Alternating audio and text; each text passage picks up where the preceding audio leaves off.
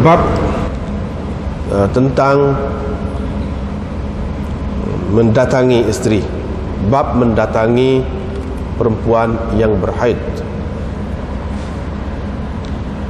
Dengan sanadnya Imam Abu Dawud meriwayatkan dari Ibn Abbas dari Nabi SAW berhubung dengan orang yang mendatangi istrinya ketika berhaid. Qala, baginda bersabda, yatasaddaqu bidinar atau nisfi dinar. Orang itu hendaklah bersedekah dengan 1 dinar ataupun setengah dinar. Abu Dawud berkata, beginilah riwayat yang sahih. Baginda bersabda 1 dinar ataupun setengah dinar. Kadang-kadang Syu'bah tidak memarfu'kan hadis ini. Dengan sanadnya Imam Abu Dawud meriwayatkan dari Ibn Abbas, katanya, yang dikata Ibn Abbas, apabila seseorang mendatanginya di permulaan darah, yakni di awal haid, fadinar, maka dia kena bersedekah 1 dinar. Dan kalau dia mendatanginya pada ketika darah haid berkurang, yakni pada penghujung darah haid, fanisfu dinar, maka setengah dinar. Abu Dawud berkata, demikianlah kata Ibnu Jurayj dari Abdul Karim dari Miqsam. Dengan sanadnya Imam Abu Dawud meriwayatkan dari Ibn Abbas, dari Miqsam lagi dari Ibn Abbas, dari Nabi SAW sabdanya, apabila seseorang menyetubuhi istrinya ketika sedang berhaid, maka hendaklah dia bersedekah dengan setengah dinar. Abu Dawud berkata, demikianlah kata Ali bin Badhimah dari Miqsam dari Nabi SAW secara mursal.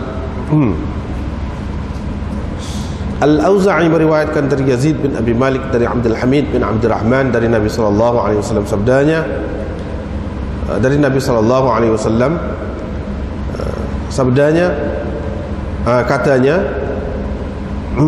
kata perawi, amarahu, Nabi SAW menyuruhnya, yani menyuruh orang yang bertanya supaya, ataupun orang yang melakukan begitu, supaya bersedekah dengan khumus, 2 khumus, yakni 2/5 dinar. Hadis ini mu'dal. Bab tentang seseorang yang mendatangi istrinya dengan selain dari jima. Jadi bab seseorang melakukan terhadap istrinya selain dari jima. Dengan sanadnya Imam Abu Dawud meriwayatkan dari Nudbah atau Nadbah Maulat Maimunah, dari Maimunah, beliau berkata, sesungguhnya Nabi SAW bersama-sama atau bersentuh-sentuhan kulit dengan istri-istrinya pada ketika berhaid.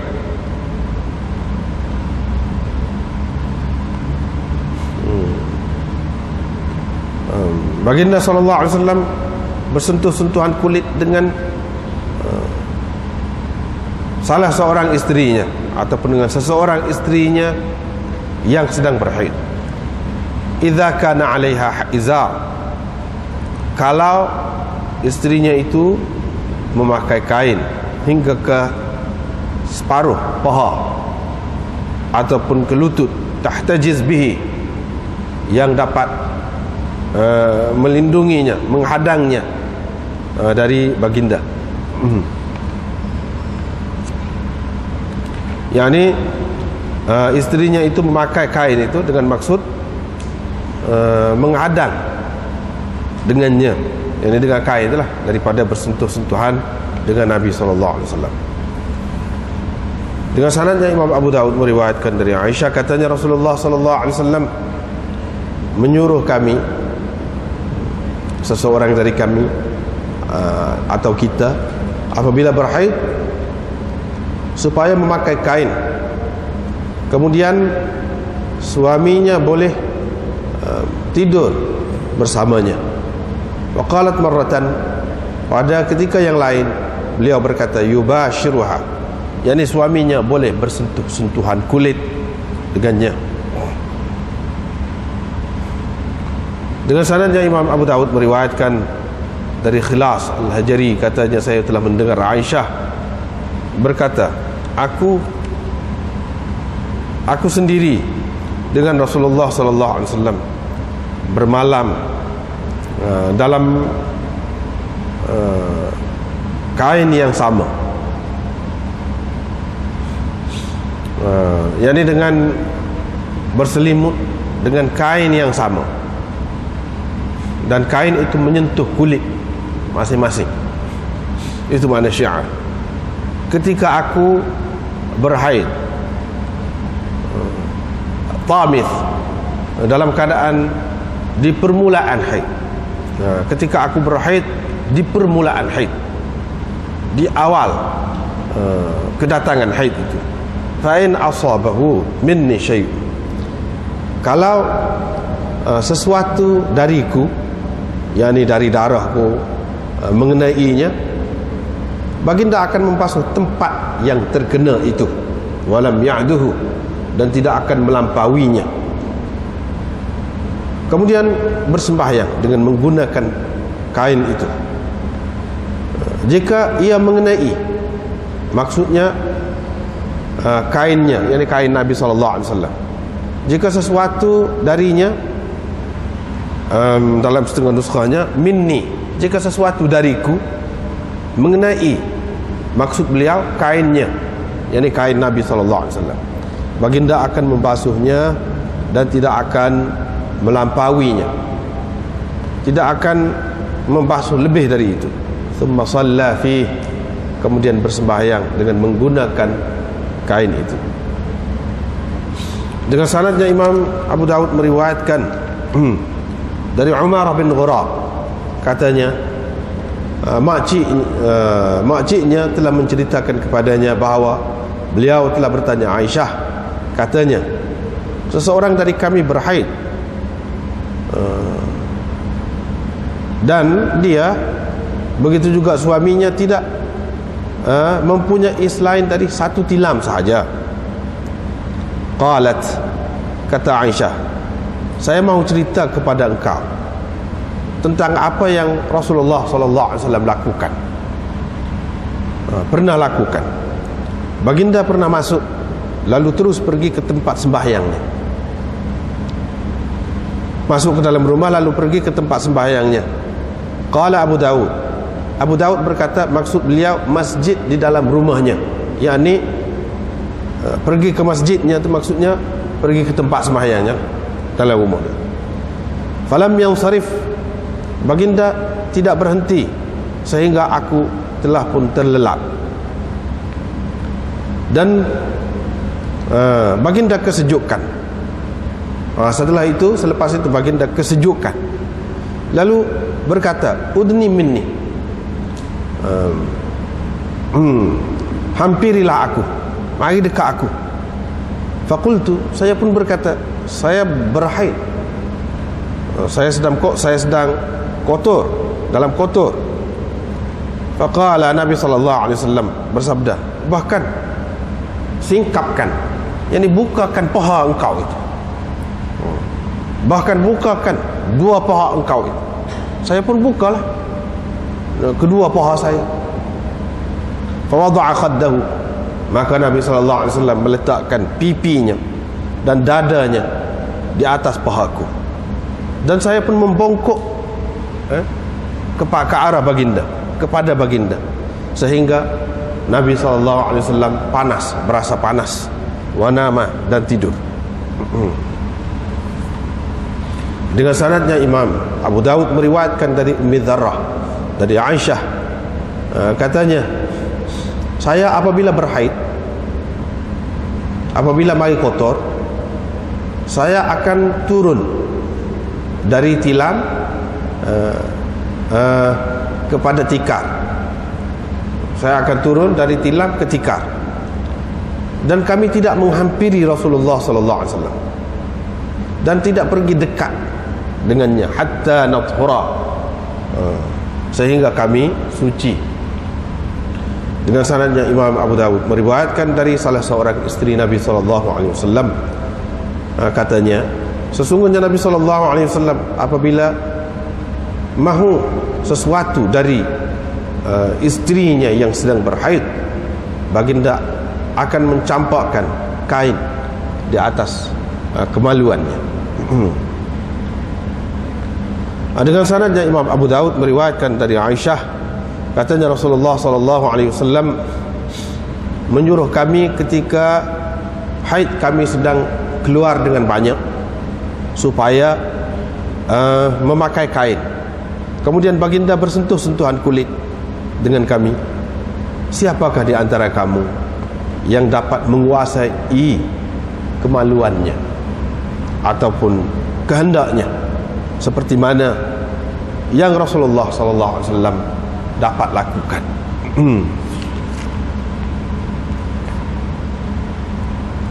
Sekarang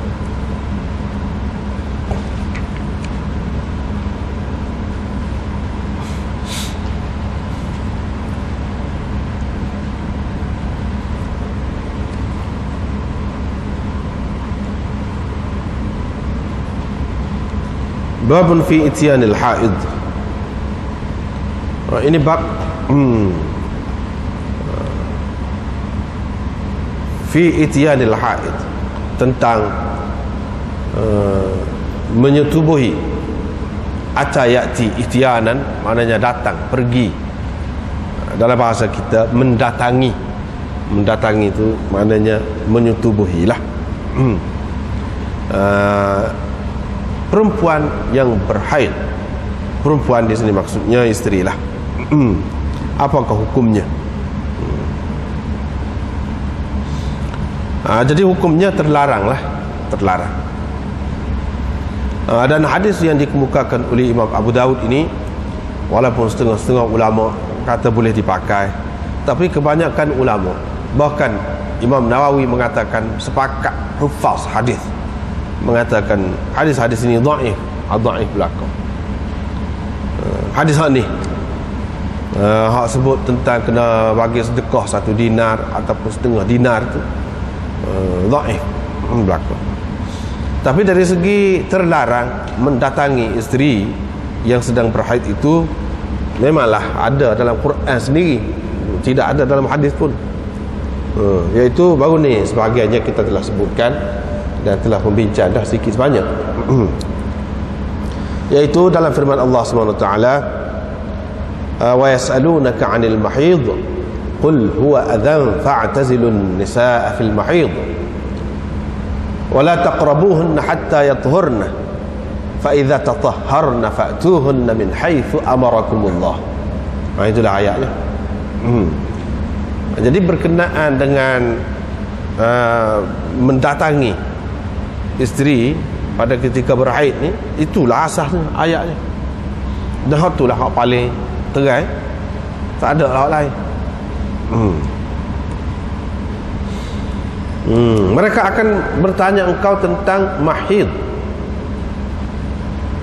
Mahid ada beberapa makna, baru ni sikit sebanyak kita sudah sebut dah. Di antaranya tentang haid itu sendiri. Itu makna mahid, tentang haid itu sendiri. Artinya mahid masdar mimi dengan arti haid.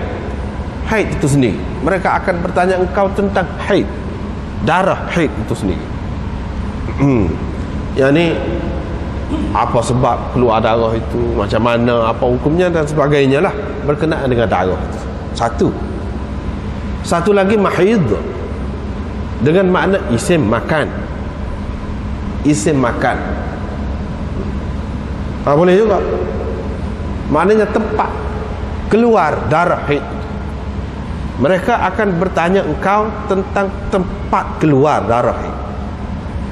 Tempat keluarnya jelaslah, iaitu dari kemaluan perempuan, faras perempuan, itulah tempat keluar. Jadi apa kena mengena dengan tanya tentang tempat keluar tu?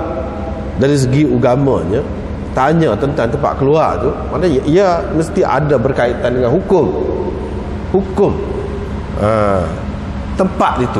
Maknanya dalam keadaan biasa boleh, tak ada jadi masalah, suami isteri, di antara suami isteri. Tapi dalam keadaan mari kotor tu, tempat tu macam mana? Itu dua. Yang ni ada kaitan dengan apa ni kita panggil lafaz, perkataan ataupun sirah mahid itu sendiri. Satu lagi boleh pergi juga, wa yas'alunaka 'anil mahid, maknanya masa mari kotor, yakni dipakai dengan makna isim zaman. Masa mari kotor, luah tu perbincangan tentang masa mari kotor. Dari segi umur berapa sekurang-kurangnya nak kira, dari segi berapa lama, paling rekas, itu berkait dengan masa. Boleh pergi belakang tu, sebut mahid satu saja boleh pergi belakang. Qul huwa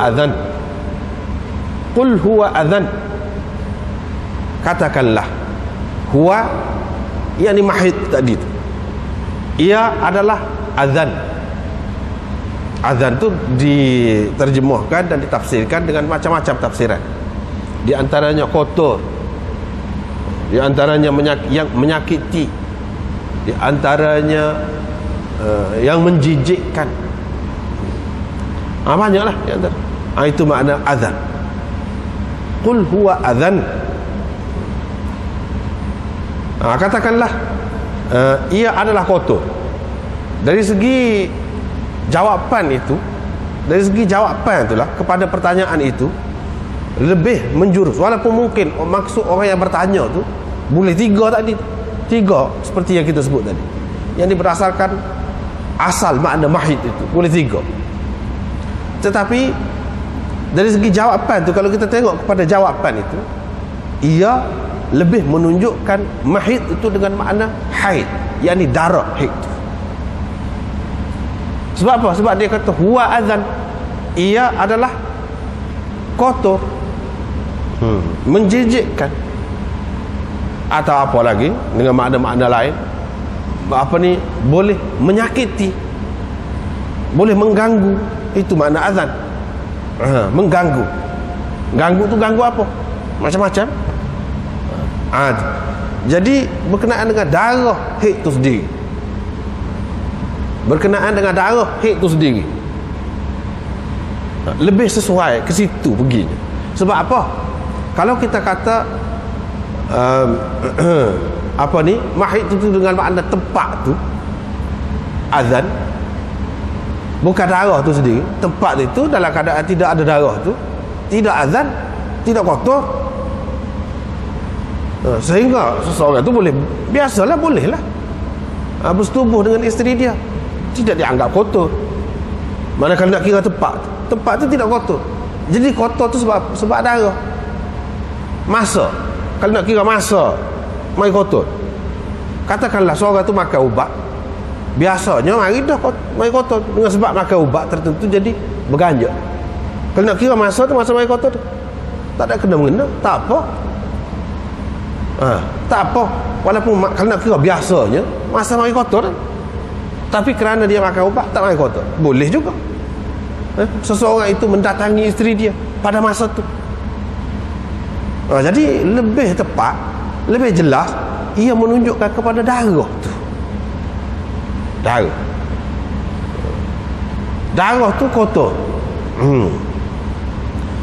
Oleh sebab ia kotor, fa'tazilun nisaa fil mahid, maka kamu kena jauhkan diri, elakkan diri, jangan melakukan persetubuhan. Itu makna dia guna bahasa halus lah, elakkan diri, lari, maknanya jangan menyetubuhi perempuan-perempuan itu pada ketika tu, pada ketika tu. Tadi kita kata salah satu makna mahid itu masa mari kotor tu. Tapi kalau pada masa mari kotor tu dia tidak mari kotor, apakah makna tak boleh? Kena elok diri juga? Tak ada siapa pun kata lagu tu. sama ada semula jadi atau kerana dia makan ubat kan misalnya, tak ada siapa pun kata dia kena elakkan diri dia, tak boleh bersetubuh. Tak. Artinya lebih dekat makna mahid itu kepada darah tu. Elakkan daripada perempuan pada ketika keluar darah. Elakkan kepada dia. Apa ni? Elakkan daripada darah tu. Kita dapati dalam hadis-hadis Nabi SAW tidur sekali, kadang-kadang terkena dia darah tu, warna terkena. Bukan maksudnya lari tu nak lari daripada darah tu, tidak. Maksudnya jangan bersetubuh. Jangan setubuh. Fa idza tatahharna, apabila mereka suci atau bersuci. Itu situ saja, ayat tu saja tu bukan main. Banyak pecahan masalahnya dan khilaf ulama berhubung dengan masalah ni saja. Fa idza tatahharna, apabila mereka bersuci, kata Imam Malik, kata Imam Syafi'i dan ramai lagi yang lain. Bersuci maknanya kalau dia sudah suci, dia kena mandi dulu. Itu orang panggil bersuci. Bagi orang mari kotor, dia kena mandi dulu. Fa'tuhunna, baru apabila mereka telah bersuci, baru kamu boleh mendatangi mereka. Yang ni apabila bersuci. Bersuci itu lagu mana? Supaya Nabi SAW ajar dalam macam mana. Kalau mari kotor, apabila suci, mandi. Mandi itulah bersuci. Yakni kalau belum mandi tak boleh. Mereka itu kata. Tetapi mengikut Imam Abu Hanifah dan ramai lagi orang-orang yang sependapat dengan dia, dia kata tidak. Apabila mereka itu suci, bukan bersuci. Apabila mereka itu suci, maka boleh, barulah boleh kamu mendatangi mereka. Jadi kalau dia suci walaupun dia belum mandi lagi, tapi berhenti dah, keluar. Ataupun mengikut kebiasaan dia, maklum dah hari sekian-sekian, hari kau 7 hari kalau kita kata, kira-kiranya sudah berhenti dah. Isteri dia pun tahu, dia pun tahu, sudah berhenti, belum mandi lagi pun boleh. Boleh juga. Sebab apa nama ni, fa idza tatahharna, fa idza yathurna, dibaca macam tu, dipakai macam tu. Yani apabila mereka itu suci. Suci itu apabila dia kata suci dengan sendiri, bukan dengan perbuatan kita. Bila kita kata suci, apabila suci, suci dah lah, berhenti dah, bukan bersuci. Dia kata, yang ni apabila sudah berhenti, maklum dah pada ketika tu, selepas seminggu ataupun lebih kurang itulah, kita kata sampailah masa berhenti main kotor, maka baru boleh.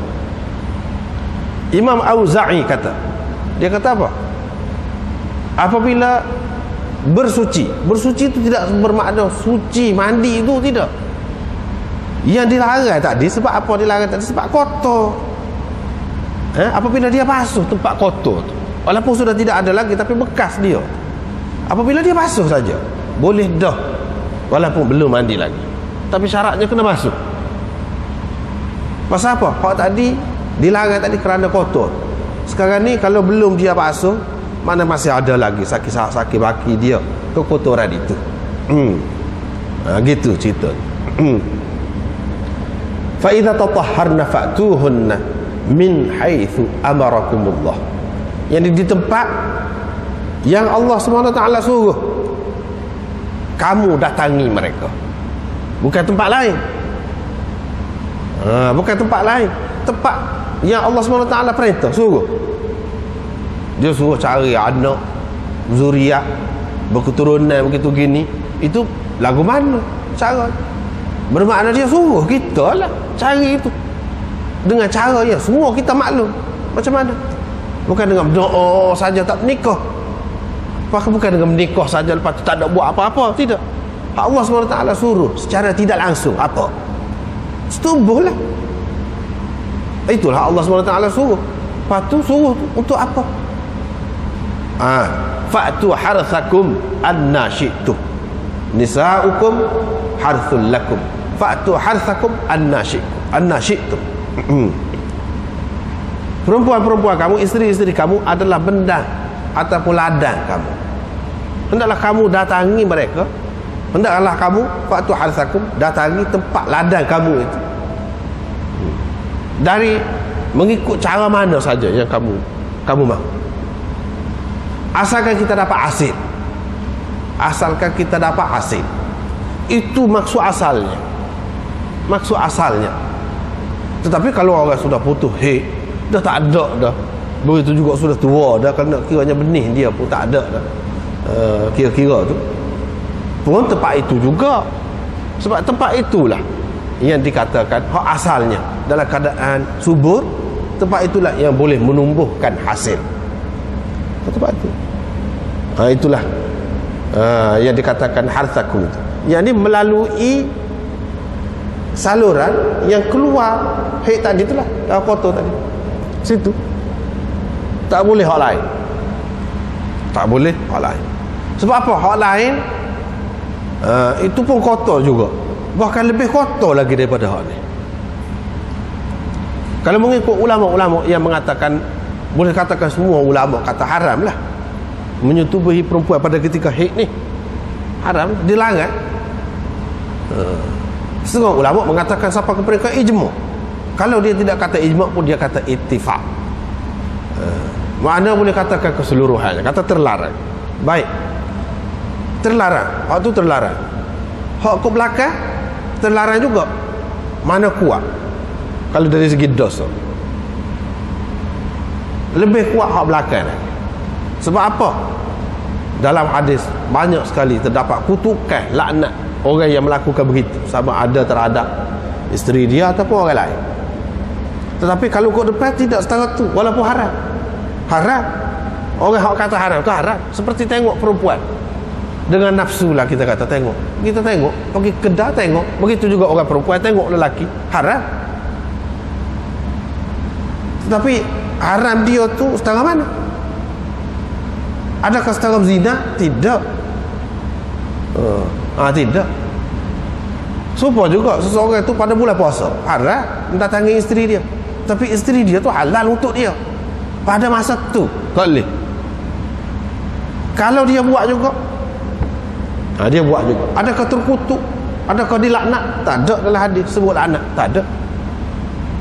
Tetapi kalau orang mendatangi isteri dia bukan melalui saluran yang Allah SWT perintahkan, itu lebih besar dosa. Lebih besar dosa. Ni tidak. Walaupun larangan itu ada sebut.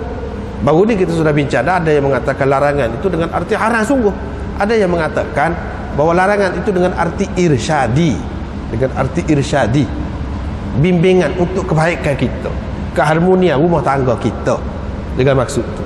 Jadi bagi mereka tidak begitu berat lah. Tidak begitu berat.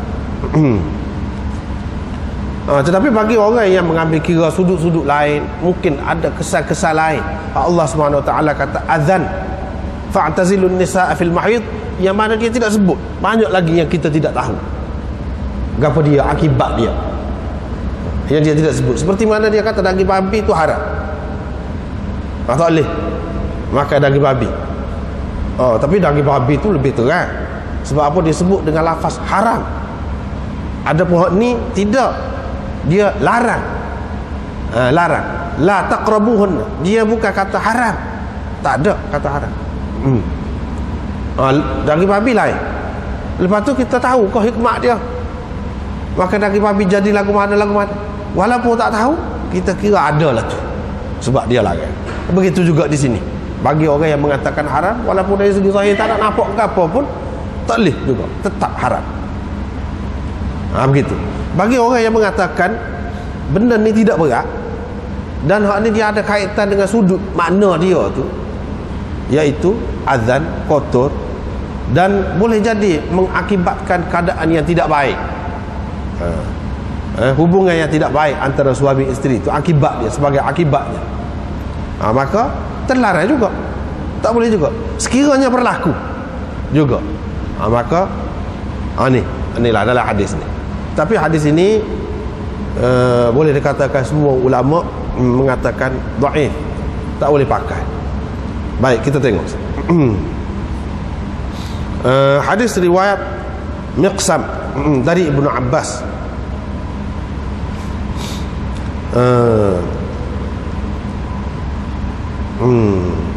Cuba kita tengok hak Miqsam itu, hak lain tu tak apa, hak lain tu. Syu'bah pun maknanya orang besar juga, tak apa tu. Cuma bila sampai dekat Miqsam tu, siapa-siapa yang ada kitab ni, hak anak pegang ni, Badlul Majhud, dia boleh tengok di bawah Miqsam. Macam-macam kata ulama. Syu'bah berkata, Hakam tidak dengar dari Miqsam hadis berbekam. Dan dinukilkan daripada Imam Ahmad, Hakam tidak mendengar dari Miqsam kecuali 4 hadis. Adapun selain daripada itu, dia ambil melalui kitab, yang perawi di bawah dia. Abu Hatim berkata, salihul hadis la ba'sa bihi, tak apa, boleh kita terima lah. Tapi Ibnu Sa'ad dalam Tabaqat, dia kata dia ni banyak meriwayatkan hadis, tapi dia ni dhaif.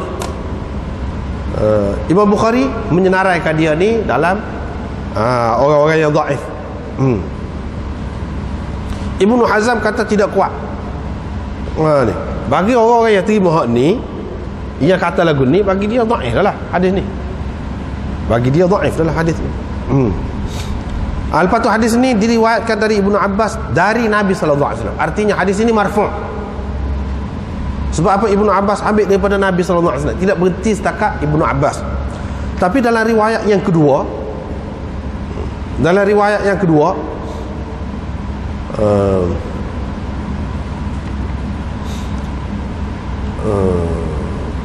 juga riwayat Miqsam, hadis ini mauquf, berhenti setakat Ibnu Abbas. Cuba kita tengok riwayat yang kedua selepas ni. An Miqsam an Ibni Abbas qala, ini Ibnu Abbas kata lagu ni, bukan Nabi SAW kata. Artinya hadis ini mauquf di sini. Dalam sanad yang kedua ni mauquf.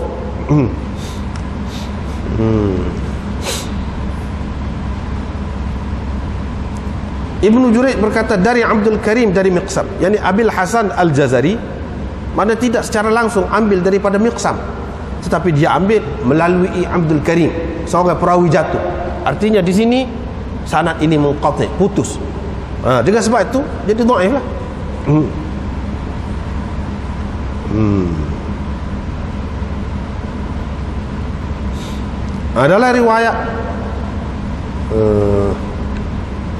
Dalam riwayat seterusnya yang ketiga, juga riwayat daripada Ibnu Abbas dari Miqsam juga. Ibnu Abbas ambil daripada Nabi SAW. Hak ni hak marfu'. Tetapi dengan jelas dalam hadis ni disebut satu saja, iaitu setengah dinar. Dalam riwayat yang pertama dan yang kedua ada sebut 1 dinar atau setengah dinar. Dalam riwayat yang ketiga ni ada sebut setengah dinar. Dalam riwayat yang kedua ada sebut kalau dia mendatangi isterinya di awal darah, maknanya di peringkat awal lah, mana 2-3 hari, mana mula-mula keluar darah, itu kena 1 dinar. Kalau pada ketika darah tu slow dah keluarnya, itu setengah dinar. Ada perincian begitu dalam riwayat yang kedua. Dalam riwayat yang pertama tidak ada.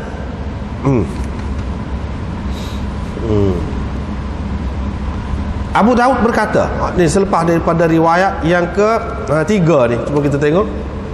Demikian juga Ali bin Bazimah meriwayatkan dari Miqsam dari Nabi SAW secara mursal. Yani ada pula Miqsam ini meriwayatkan secara mursal dari Nabi SAW. Mana dia tak ada dengan Nabi SAW. Patutnya dia ada sebut lah orang. Tapi riwayat Ali bin Bazimah mana tak ada sebut Nabi SAW. Artinya riwayat ini riwayat mursal. Riwayat mursal ini salah satu dhaif juga.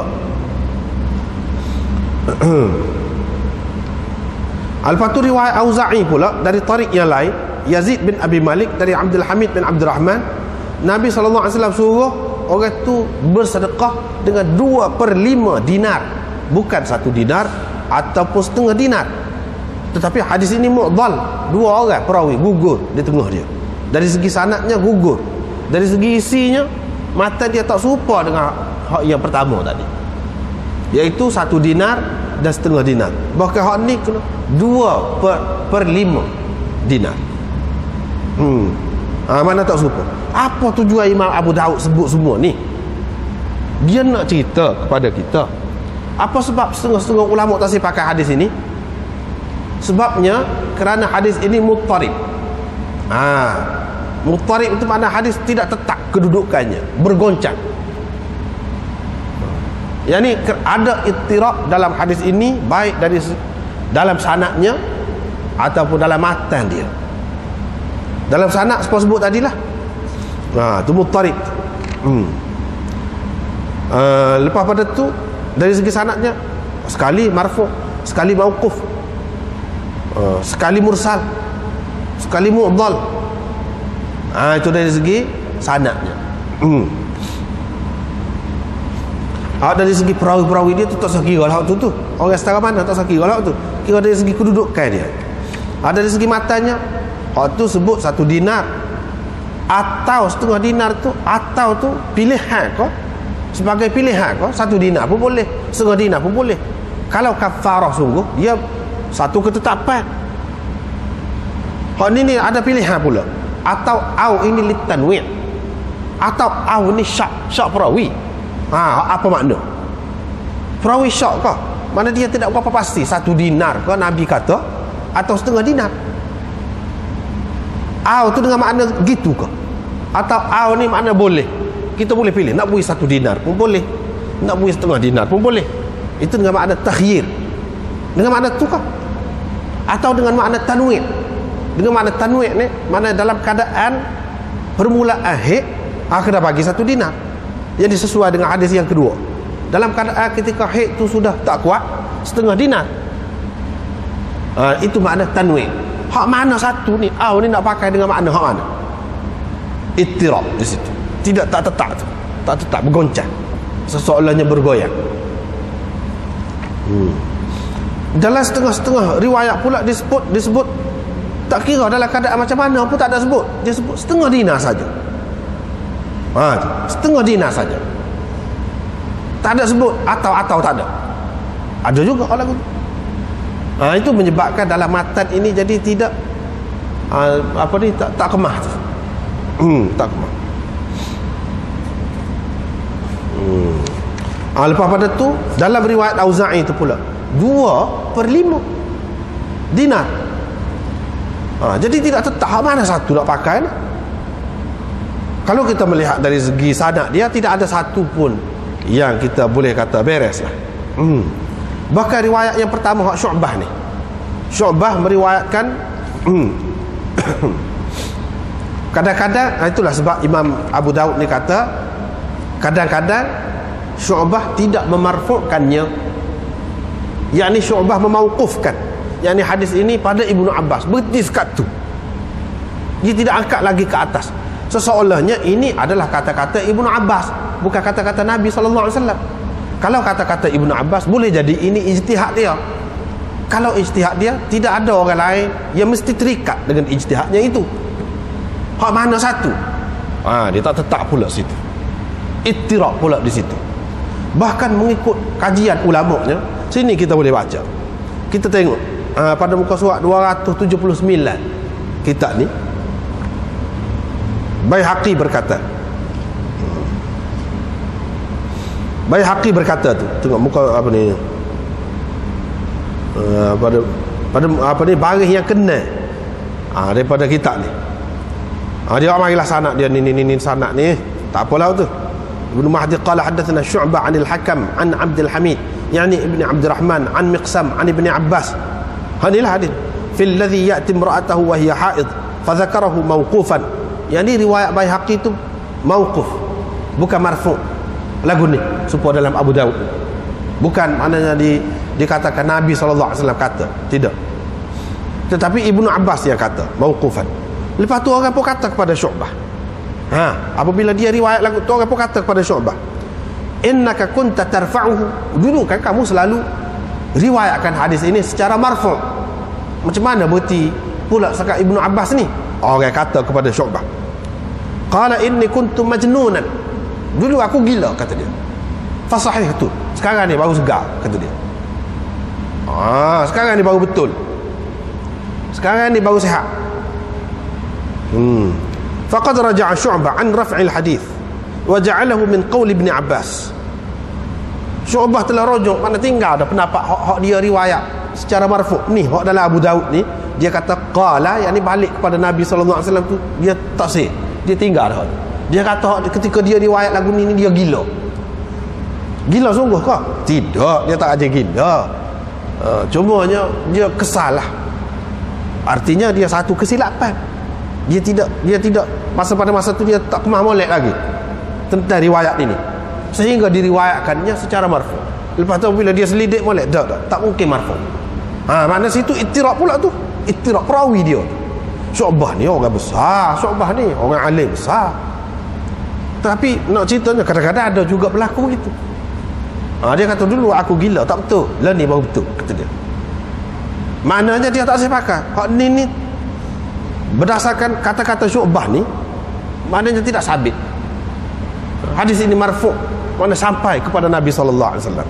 Bahkan kata-kata Ibnu Abbas. Kalau kata-kata Ibnu Abbas, boleh jadi itu ijtihad dia. Sebagaimana seseorang ini melakukan kesalahan, melakukan kesilapan, dia boleh bertaubat.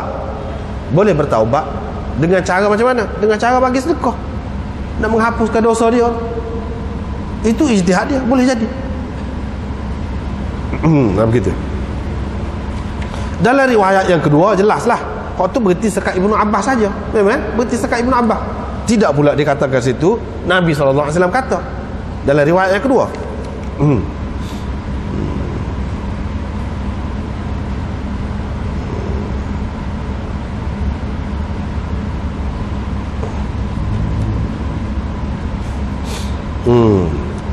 Dalam riwayat yang ketiga juga riwayat Miqsam ini, daripada Ibnu Abbas, dan hadis ini marfu', tapi tak ada dah pula Syu'bah tadi, tak ada pula Syu'bah. Tak ada pula Syu'bah. Tetapi ada orang lain pula. Tak ada Syu'bah pun. Syu'bah tu orang kuat dah, tapi dia tersalah. Hak ni tak ada Syu'bah, tapi ada orang lain. Ada orang lain pula dalam riwayat ni, iaitu Syarik dan Khusaif. Imam Ahmad kata dhaif, tidak hujjah, tidak kuat dalam hadis, dan syadidul ittirab fi sanad, sangat kuat. Mana ittirabnya, tak tetap dia dalam meriwayatkan hadis, sanad sesuatu hadis itu. Dan banyaklah hak kata ni kata dhaif, hak ni, maknanya begitulah kedudukannya. Dalam riwayat yang kedua, dalam riwayat yang kedua tak ada juga Syu'bah itu. Tapi Abu Dawud kata bahawa dia begitu juga, kata Ibnu Jurayd dari Abdul Karim dari Miqsam. Abdul Karim ni pun orang tak boleh pakai juga. Tak boleh pakai juga. Dalam riwayat yang kedua Ja'far, yakni Ibnu Sulaiman, tak boleh pakai. Sini disebut tak boleh pakai. Lepas tu begitu juga Abil Hasan Al-Jazari yang meriwayatkan dari Miqsam itu. Ali Ibn Al-Madini kata majhul pula. Maknanya ada masalah belaka. Ada masalah belaka lah hadis ini. Boleh tengok, kalau nak tengok dengan detail lagi, orang ni sebab apa orang ni kata dia ni dhaif, siapa kata. Sini ada belaka. Abdul Karim bin Abil Mukharid. Ni perawi, salah seorang perawi yang mana Imam Malik terima, tapi boleh kata ke orang-orang lain tak terima. Orang kata Imam Malik terpedaya dengan dia, pasal zahir dia nampak comel. Sini ada sebut.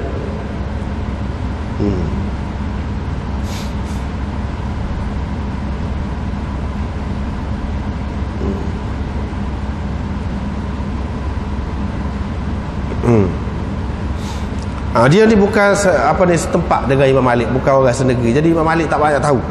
Orang lain ni sebut bukan main, banyak sebut. Tapi Imam Malik ada meriwayatkan dia daripada dia dalam Muwatta' dia. Sebab itulah setengah-setengah ulama pertikaikan. Ni apa? Ada. Ni ada apa? Dia ada riwayat daripada Abdul Karim ni. Dalam Muwatta. Tengok sini ada. Baiklah. Dengan sebab itulah, dengan sebab hadis-hadis ini semua ke mana-mana pun, kalau kita tengok ada masalah. Ada masalah.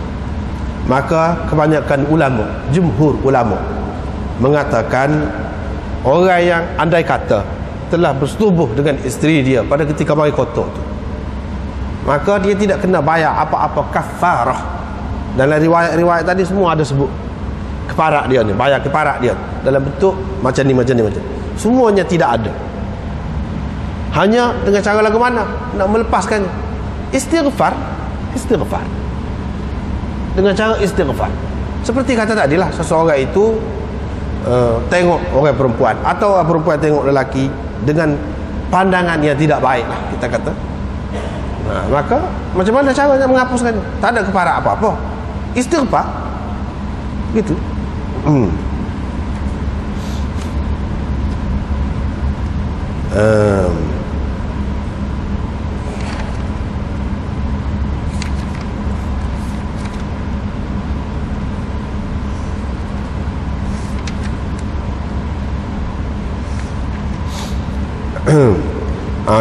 Orang yang kata kena bayar sepondi ni, sepondi tersebut dalam hadis ni, siapa dia? Cuba kita tengok. Kalau sini muka surat 279, tengok, ulama berselisih pendapat tentang wajib kafarah kalau berlaku begini.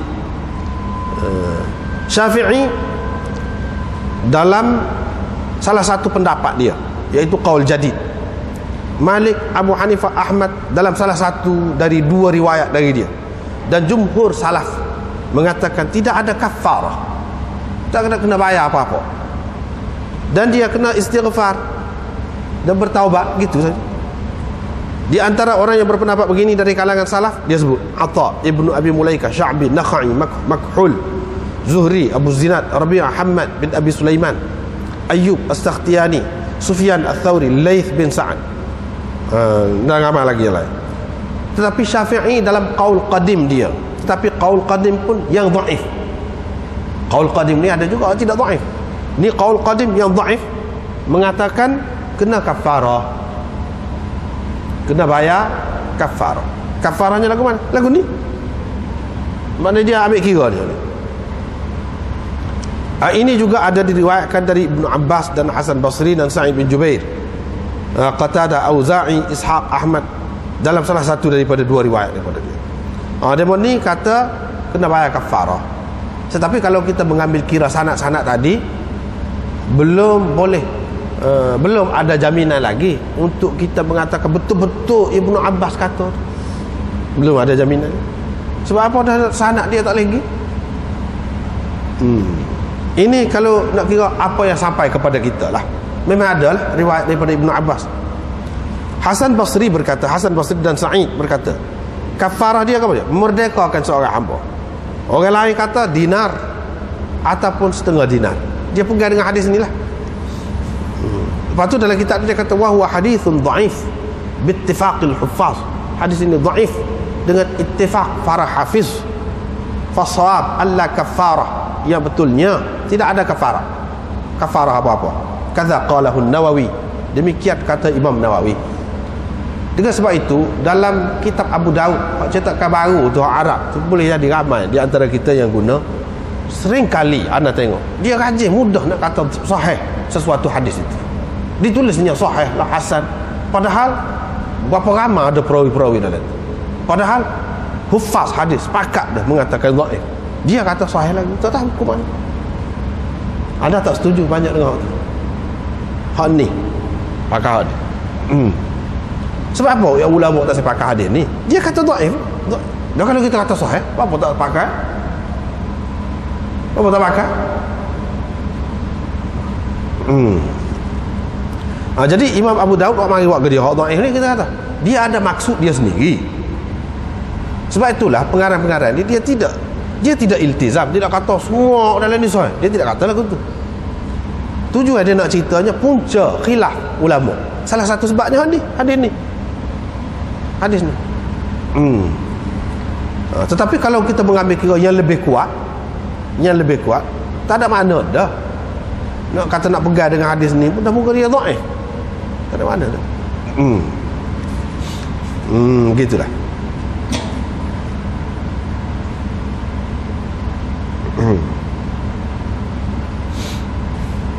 Ya tujuan Imam Abu Daud banyak gini di hujung-hujung setiap hadis dia nak cerita sebab-sebab kepada apa ni, sebab-sebab kepada orang ramai, jadi ulama-ulama ni tak terima hadis. Apa sebab? Sebab ni yang ni semuanya menggambarkan ittirab ada dalam hadis ni, mana tak tetap hadis ni, tak kemah.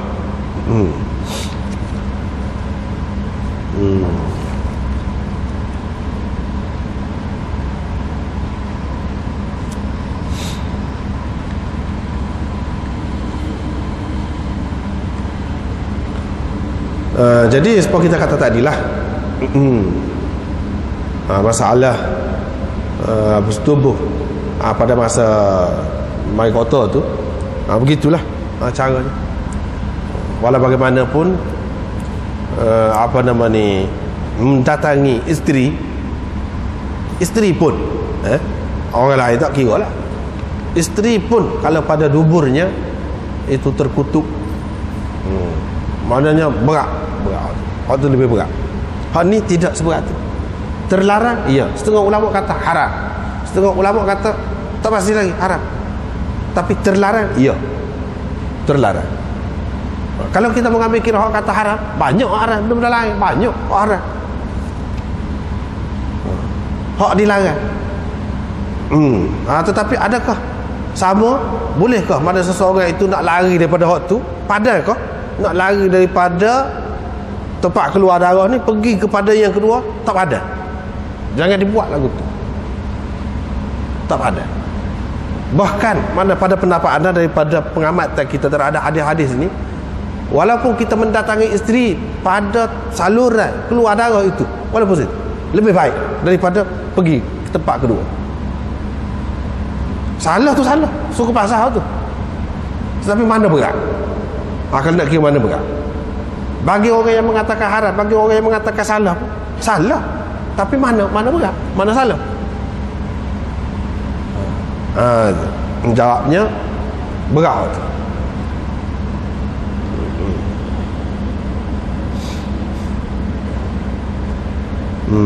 Terutama bagi orang yang mengatakan atas larangan, begitu juga amar itu semuanya dengan arti irsyadi belaka, maka irsyadi kerana kotor lah, kerana kotor. Darah tu sebab apa tak bagi? Sebab kotor. Dan baunya satu macam, boleh jadi akan mengakibatkan. Itu makna irsyadi. Kenapa? Baru dia sudah sebut dah makna irsyadi. Makna ada kebaikan untuk kita. Allah SWT bimbing itu tidak bermakna benda tu haram dengan arti berdosa. Apalagi kalau nak kata dosa besar, tidak. Tetapi benda tu ada kebaikan untuk kita dari segi duniawi. Kebaikan untuk kita dari segi duniawi. Itu yang dikatakan irsyadi.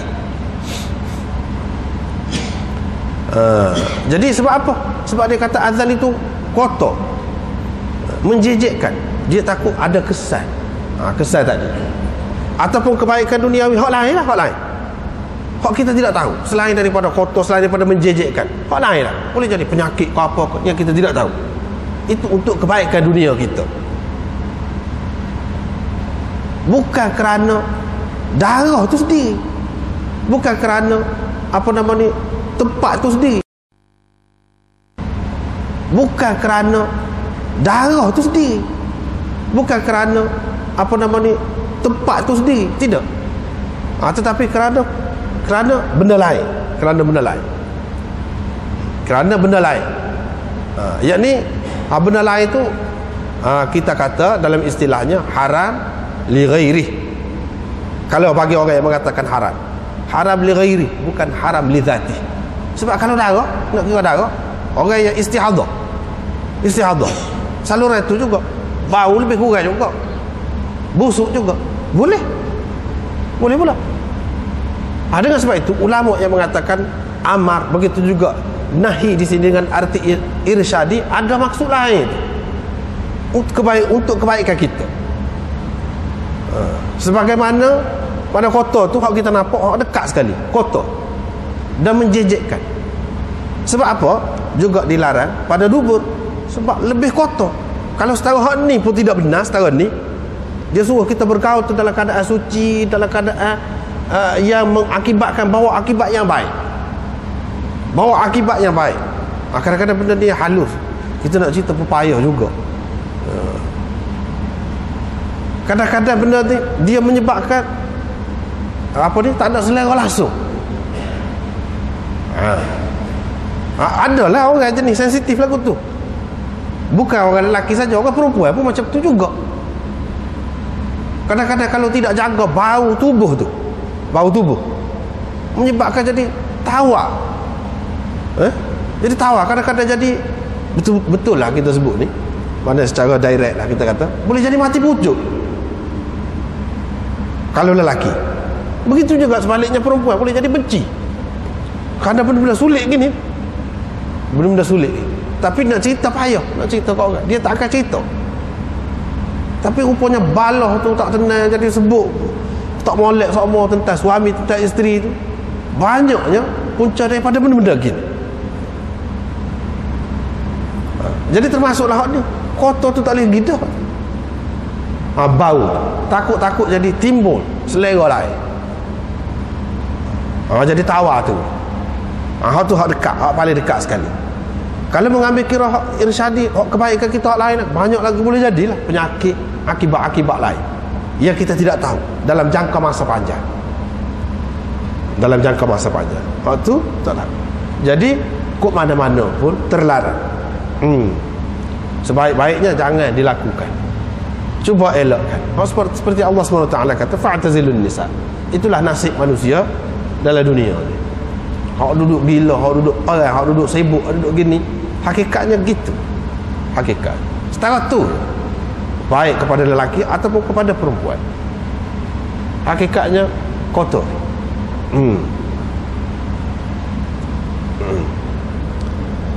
Babun fil rajul yusibu minha ma dunal jima'. Ini bab seorang yang melakukan terhadap isterinya selain dari jima'. Jima' tu maksudnya melalui faraj lah. Selain daripada itu, selain daripada tu tak termasuk hak belakang tu. Hak belakang tu ke mana-mana pun tak boleh. Hak ni makna selain daripada tu. Baik, riwayat daripada Maimunah, dia kata Nabi SAW bersentuh-sentuhan kulit dengan salah seorang isteri dia ketika dia sedang berhaid. Dalam keadaan isteri dia tu pakai kain sekat pohon. Sekat pohon.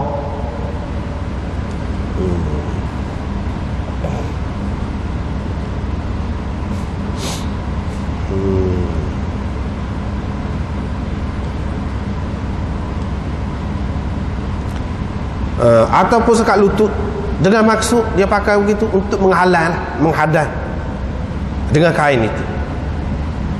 Artinya kalau berdasarkan hadis ini, sekat pohon ini bagi ulama yang mengatakan tidak antara pusat dan lutut, tetapi yang tak boleh sebenarnya iaitu tempat persetubuhan itu. Jima' tu hak tak bolehnya bersetubuh. Adapun perbuatan-perbuatan lain, walaupun di antara pusat dan lutut, masih boleh lagi. Di antara dalil mereka hak ni salah satu, sebab di sini sebut setengah pohon. Ini berdasarkan hak lain tu buat antara pusat dengan lutut tu, kalau pakai setakat tu, itu berdasarkan yang lebih baik lah, lebih cermat, lebih cermat.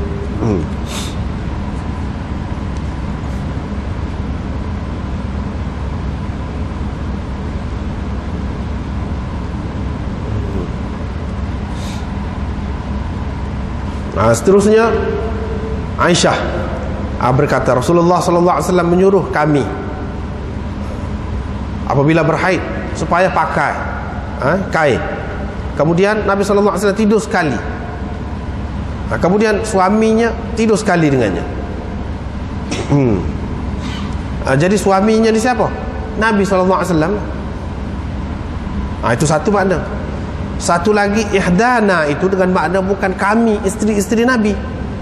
Yani Rasulullah SAW menyuruh sesiapa ataupun seseorang dari kita. Sebab tu anda kata tadi kami atau kita.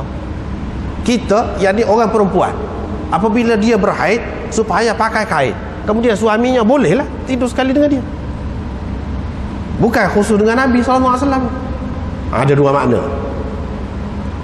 Pada kali yang lain Aisyah berkata kemudian suaminya boleh bersentuh-sentuhan kulit dengannya. Boleh bersentuh-sentuhan kulit dengannya. Kulit tu hak mana? Dua pendapat lah. Satu yang mengatakan antara pusat dengan lutut. Hak tu tak boleh lah. Selain daripada tu boleh. Satu lagi pendapat seperti kata tadi lah, antara pusat dengan lutut tu pun boleh. Yang tak bolehnya iaitu bersetubuh. Bersentuh-sentuhan kulit walaupun antara pusat dan lutut boleh lagi. Begitu juga memuaskan nafsu dengan selain daripada jima, setubuh boleh. Boleh juga. Itu makna yudaji'uha, yubashiruha. Boleh. Dengan apa cara?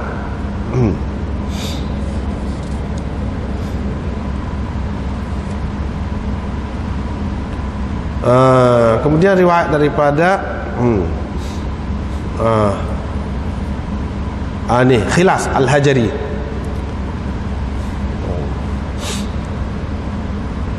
Tapi ini tidak kuat. Hadis ini dhaif. Ni tidur dalam satu kain. Syiar ini satu kain setengah. Setengah ulama kata, dia kata selimut. Lepas tu masing-masing pakai kain tu. Setengah ulama kata tidak. Apabila disebut syiar di sini, syiar ni mana kain ni macam baju ni. Kalau ni baju ni tidak menyentuh kulit, itu bukan orang panggil syiar. Kalau sebab baju panah dalam anak baju itu syiar. Begitu juga pakai kain di sini, tak kira lah selimut. Mana selimut tu terus kena kulit masing-masing. Terus kena kulit masing-masing. Artinya tidak ada pakaian lain. Itu maknanya. Tetapi nak pegang kuat sangat tak boleh hadis ini. Sebab dia dhaif. Dia dhaif.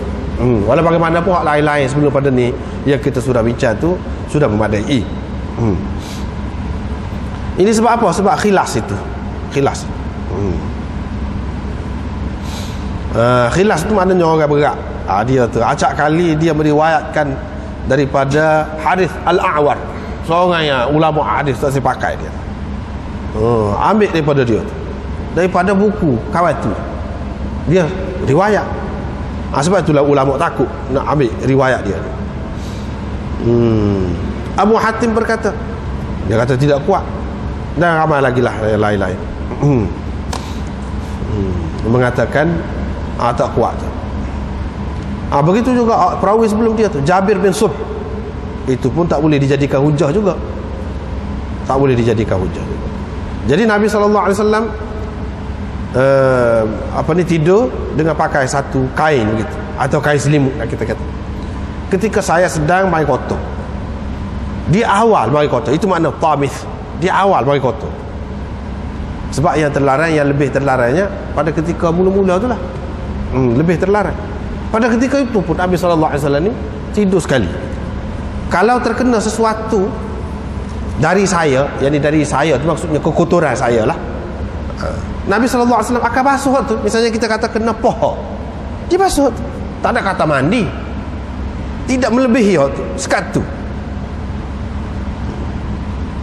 Kemudian dia bersembahyang dengan memakai kain itu, fihi. Kain itu kain mana? Kain selimut tadi. Setengah ulama kata kain selimut tadi, sebab yang dipakai tak ada satu kain itu. Setengah ulama kata kain itu kain yang Nabi SAW pakai di dalam kain selimut. Satu kain selimut tu kena tubuh masing-masing. Dah tubuh tu tak ada apa-apa, tetapi pakai juga kain hak dia pakai kain dalam kain selimut tu. Kalau kena dia basuh tu, pak kena tu saja. Fihi tu balik kepada kain hak Nabi SAW pakai di dalam kain selimut. Itu ada dua lah maknanya, dua pendapat. Kalau kena sesuatu, dia akan basuh tempat tu dan tidak akan melampauinya. Kemudian bersemayam dengan menggunakan kain itu. Yang ini Nabi SAW mudahlah tidak kata, walaupun kata kotor darah tu, azan kotor, menjijikkan dan sebagainya, tapi ia tidaklah najis mughallazah, tidak. Maknanya basuh, dan tidaklah sampai kena mandi, kena basuh lebih daripada hak terkena tu, tidak. Serupa dengan hak lain-lain, serupa dengan hak lain-lain.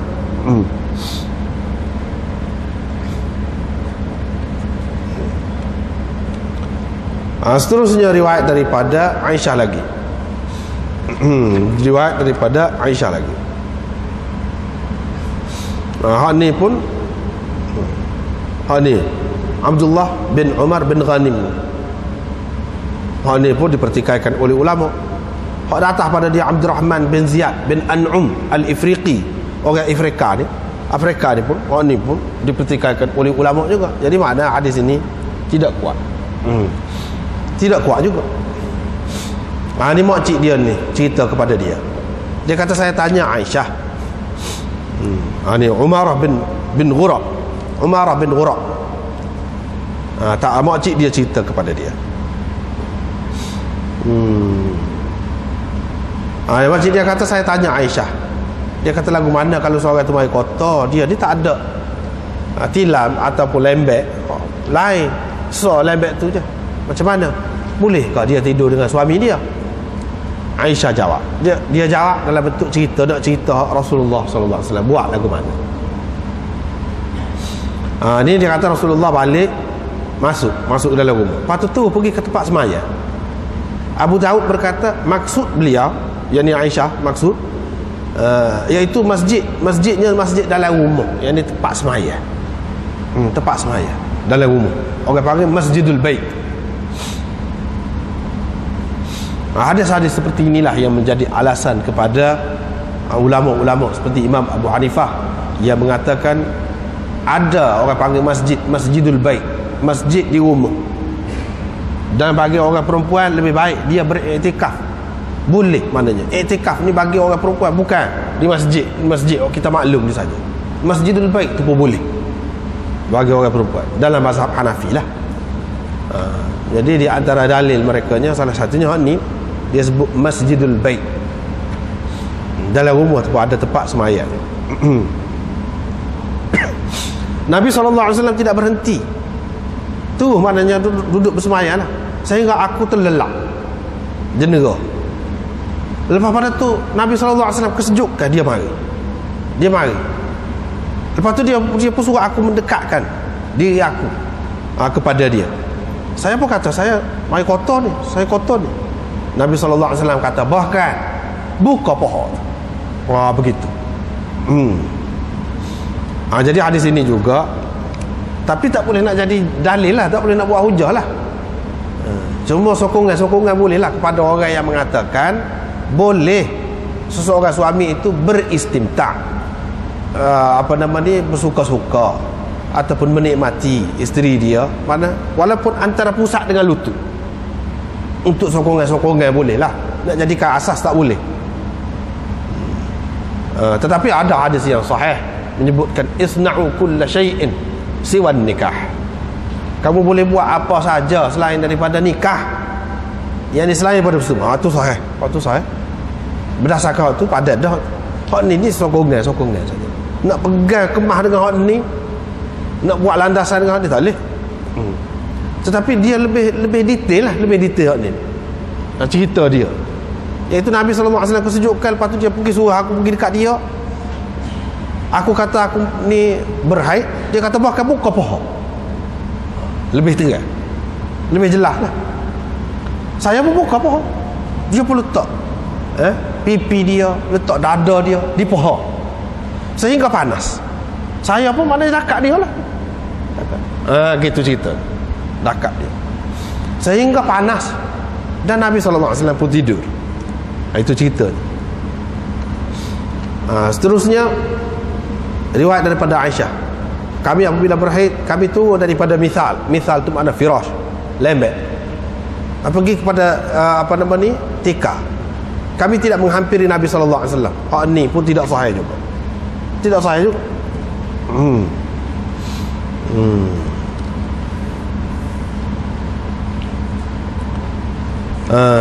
Dan dia bercanggah dengan hadis lain yang sahih, Nabi SAW tidur sekali dengan Aisyah ke apa.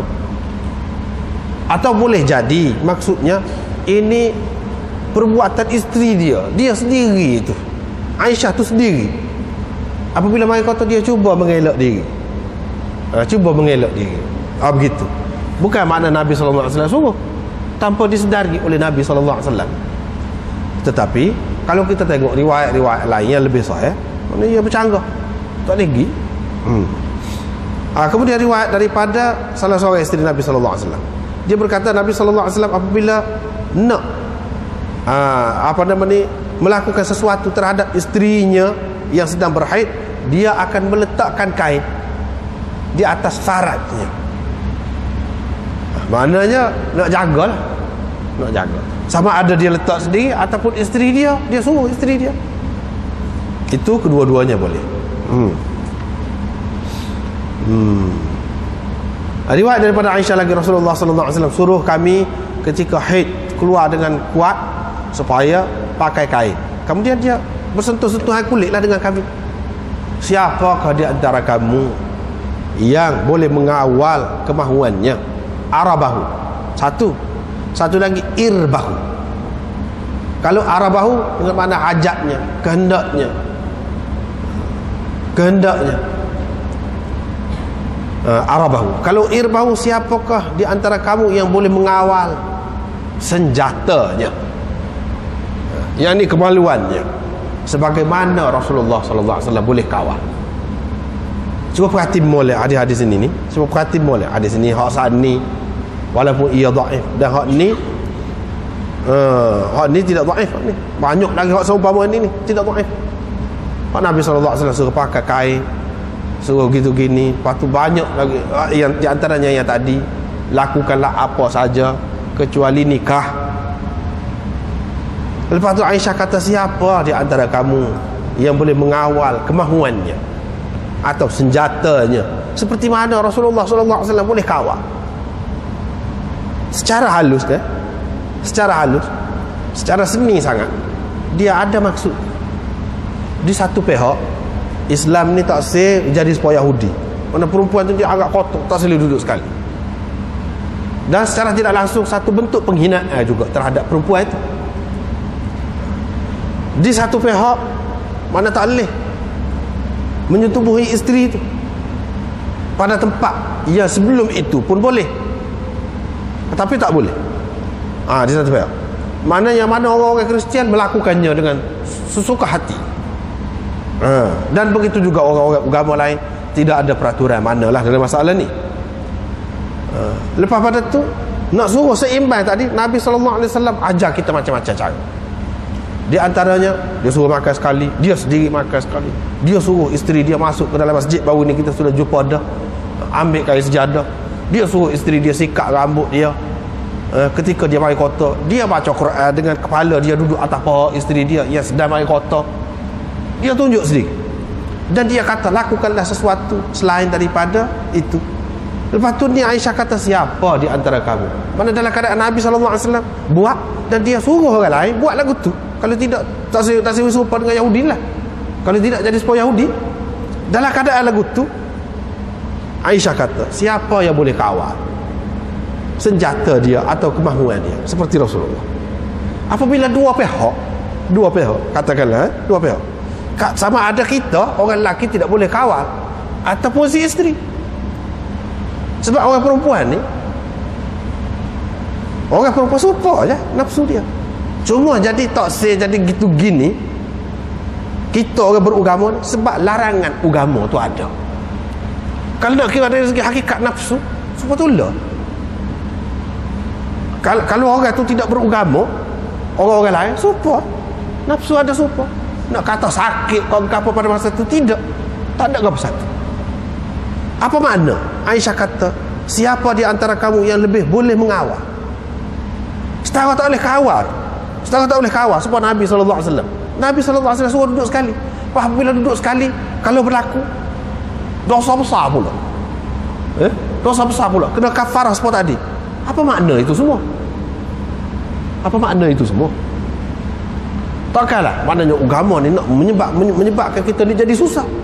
Satu pihak dia suruh kita duduk sekali dengan orang perempuan, pakai tidur sekali. Nabi SAW ajar. Di satu pihak kita yang tidak dapat mengawal seperti Rasulullah SAW boleh berlaku, boleh berlaku daripada kita perkara yang seumpama tadi. Lepas tu dihukum dengan kafarah, dengan gatukan. Dalam keadaan seseorang tu berasa bersalah sangat. Adakah sampai begitu? Benar. Tentu sekali tidak.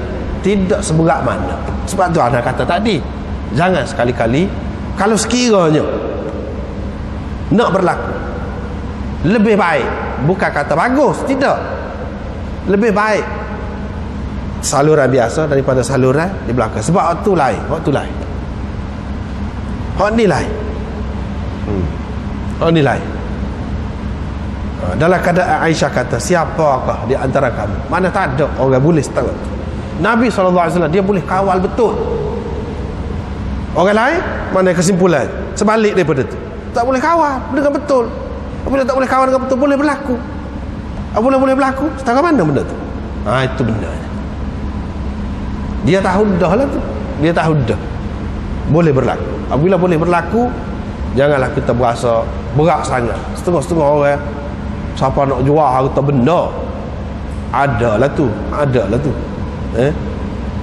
Sampai maklumat kepada kita, siapa nak jual harta benda ni, jual tanah, nak pergi Mekah, nak pergi duduk tempat tanah suci. Sebab apa? Nak berasa dia ni bersalah besar. Dah duduk buat dengan isteri dia sama-sama dalam keadaan begitu. Tidak sampai situ. Kena ingat tu. Kena faham cara agama. Tidak sampai ke situ. Kesalahan itu tidak sampai perlu seseorang itu beristighfar, bertaubat dengan arti seperti dia melakukan perzinaan. Tidak. Dia isteri kita ke mana-mana, dia suami kita ke mana-mana pun, dia kena ingat situ. Dosa ni banyak peringkat. Ni dosa salah, memang terlarang, tetapi banyak peringkat. Tidaklah sampai ke tahap itu yang menyebabkan seseorang itu jadi berasa bersalah benar, berasa tak ada guna, berasa hidup ni malu, berasa tak boleh nak kerja gapo, tak layak kita misalnya. Jangan berasa gitu. Jangan berasa begitu. Kadang-kadang syaitan ni dia mari macam-macam. Dengan sebab itu benda ni halus lah.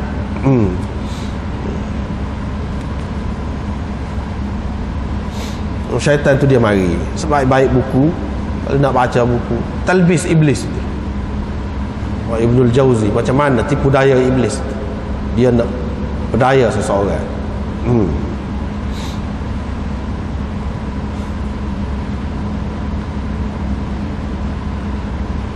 Begitulah. Wallahu a'lam.